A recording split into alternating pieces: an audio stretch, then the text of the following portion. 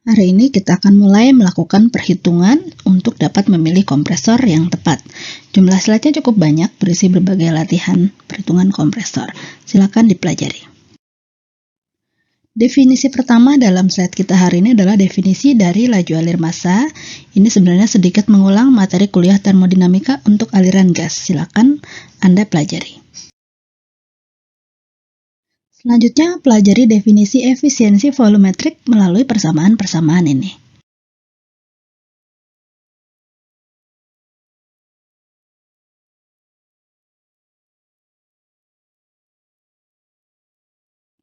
Persamaan untuk menghitung kerja dan daya kompresor ditunjukkan dalam slide ini.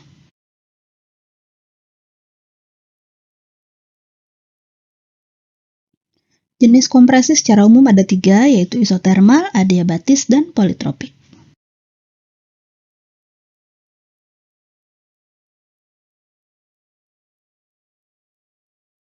Kerja adiabatik dan isotermal dihitung menggunakan rumus berikut ini.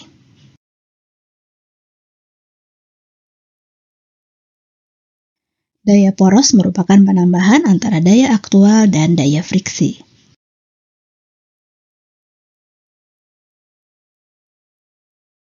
Jenis-jenis efisiensi beserta rumus perhitungannya ada pada slide berikut ini. Kurva ini juga bisa Anda gunakan untuk menentukan efisiensi kompresor sentrifugal atau aksial berdasarkan laju alir volumetriknya.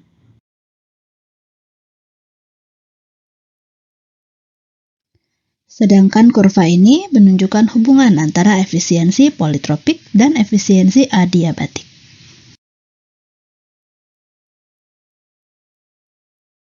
Rumus umum untuk efisiensi adiabatik ditunjukkan dalam persamaan berikut. Ketika kita berurusan dengan gas, ada faktor yang dinamakan faktor kompresibilitas, yaitu kemampuan gas untuk dikompres atau dinaikkan tekanannya. Nah, nilai Z atau faktor kompresibilitas bisa Anda tentukan dengan bantuan kurva ini.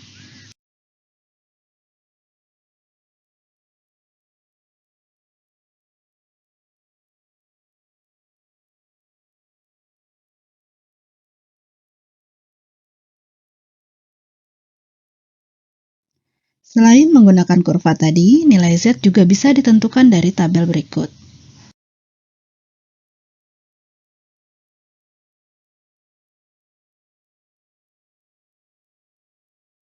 Nilai Z yang sudah Anda tentukan itu bisa digunakan untuk menghitung head dengan persamaan ini.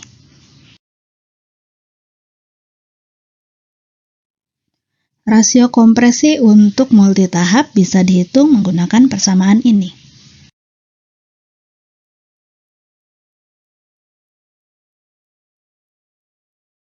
Slide ini menunjukkan parameter-parameter dalam dua kompresor seri yang dilengkapi dengan pendingin intercooler.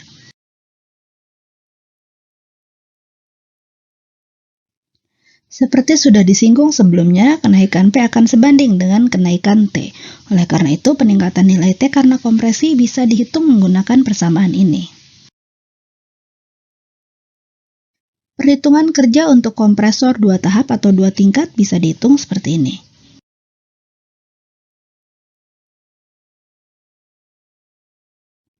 Efisiensi dan kaitannya dengan rasio tekanan atau pressure ratio bisa dihitung menggunakan grafik ini.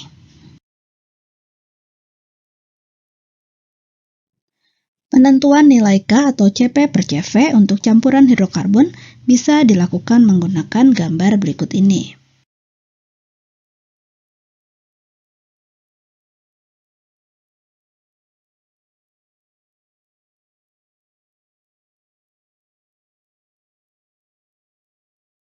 Silakan Anda mencoba dulu mengerjakan latihan berikut.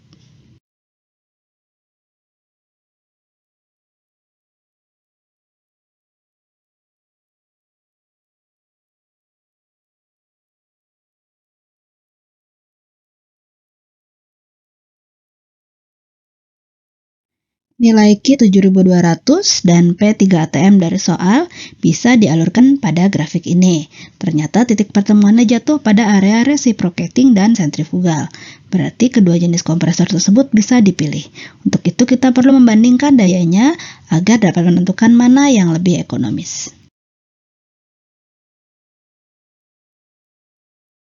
Jika kita memilih pompa reciprocating, kita bisa menentukan dayanya dengan bantuan kurva ini.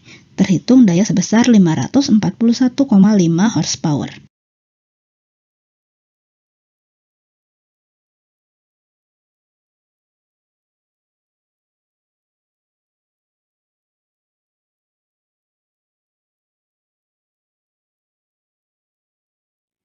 Efisiensinya bisa dihitung menggunakan kurva ini.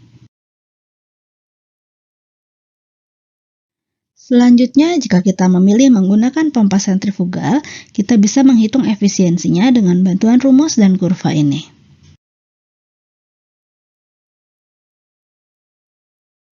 Selanjutnya, hitung dayanya menggunakan persamaan ini. Lihat, ternyata dari segi daya, kompresor sentrifugal memiliki daya yang lebih kecil. Jadi akan lebih ekonomis jika kita menggunakan kompresor sentrifugal.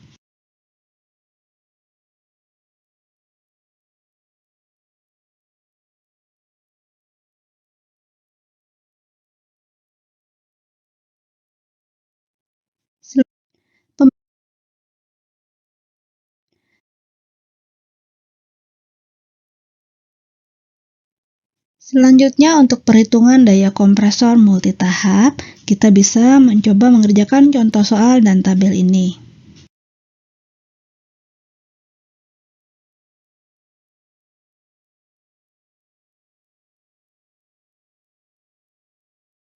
Pemilihan kompresor akan semakin tepat jika kita memiliki 5 data berikut ini. Supaya lebih paham, kita akan coba latihan soal berikut.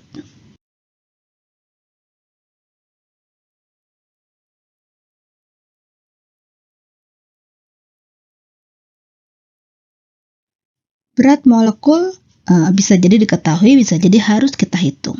Kita bisa hitung juga dari nilai spesifik gravitinya. Kemudian dari berat molekul tersebut dan dari nilai Cp, maka kita bisa menghitung nilai N atau disebut juga nilai K kalau dalam kurva sebelumnya.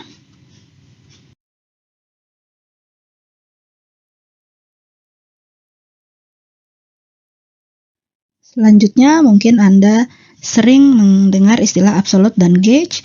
Ini perbedaannya bisa Anda pelajari di slide berikut ini.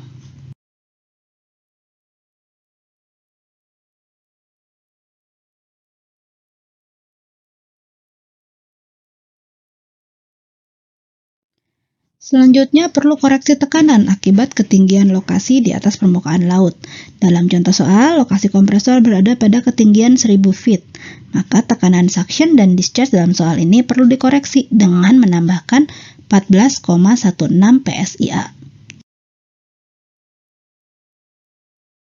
Kita teruskan dengan nilai TS atau suhu di sisi suction. Suhu di sisi suction ini tinggal mengkonversikan saja dari satuan Fahrenheit ke satuan Rankine.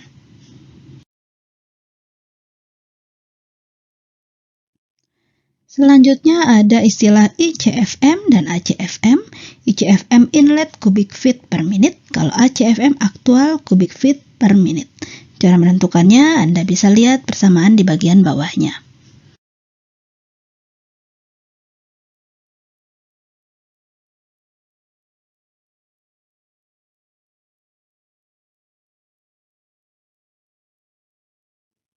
Kita lanjutkan, dalam soal disampaikan bahwa kapasitas bervariasi dengan rata-rata 15 SCFM, tapi kapasitas normal maksimumnya adalah 20 SCFM. Nah, angka 20 ini adalah nilai actual cubic feet per menitnya, sehingga dari nilai ini nilai ICFM bisa dihitung. T referensi adalah 520 Rankine, P referensi adalah 14,7 PSIA.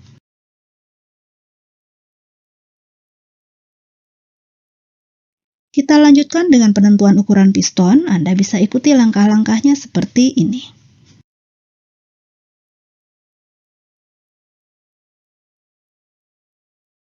Pertama, kita hitung dulu rasio kompresinya.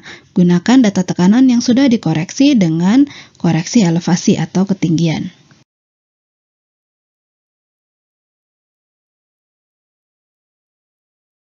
Lanjutkan dengan penentuan jumlah tahap kompresi. Dari tabel yang pertama, nilai 4 bisa memilih menggunakan single dan two stage.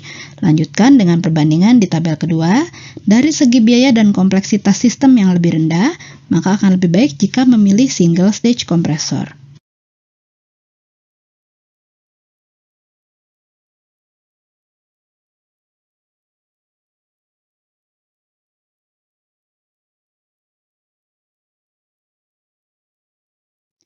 Selanjutnya kita tentukan temperatur keluaran dari kompresor. Dari informasi dalam soal Anda bisa hitung menggunakan rumus ini.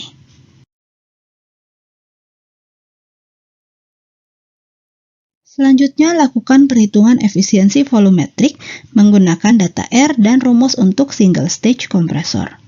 Selanjutnya lakukan perhitungan efisiensi volumetrik menggunakan data R dan rumus untuk single stage kompresor. Selanjutnya, lakukan perhitungan efisiensi volumetrik menggunakan data R dan rumus untuk single stage kompresor. Kemudian, untuk menentukan kebutuhan piston, maka Anda bisa hitung dari nilai ICFM dan VE.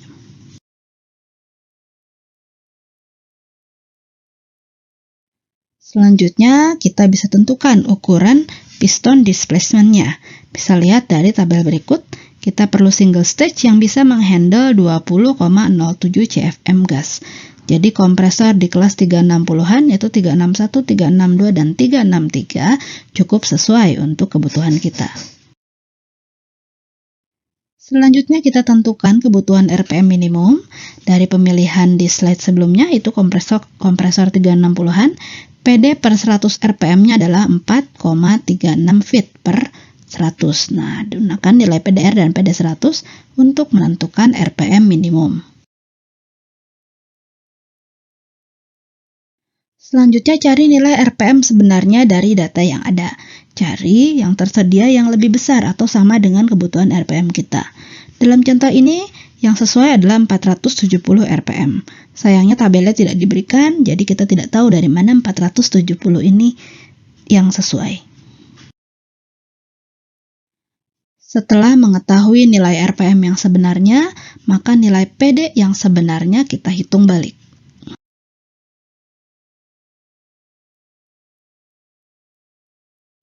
Selanjutnya kita hitung kebutuhan dayanya.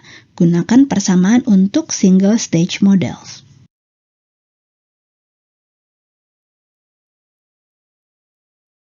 Terakhir, Anda simpulkan kompresor yang tepat berdasarkan hasil-hasil perhitungan dalam langkah-langkah sebelumnya.